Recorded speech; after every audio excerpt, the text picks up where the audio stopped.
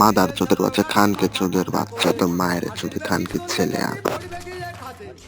ভাই আমি বকতে বাধ্য, কেননা টিকটকে ঢুকলে শুধু যেগুলো দেখতেছি আমি, তো এগুলো শুধু আমার সামনে আসতেছে না, আমার অডিয়েন্সের কাছেও যাইতেছে। তো এগুলা কি ঠিক? ইসলামে পর্দা করা নারীর জন্য ফরজ, তো তারা কি এগুলা করবে? এগুলা করার জন্য কি বলছেন?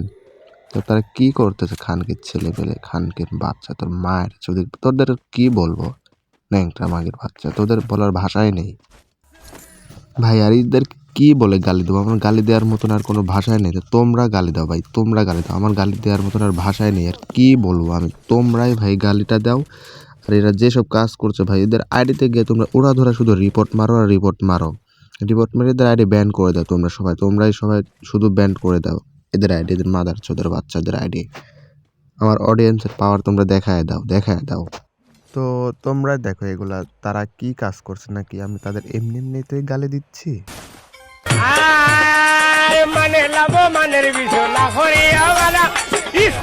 ভিডিওটি ভালো লাগলে সাবস্ক্রাইব করে দিও।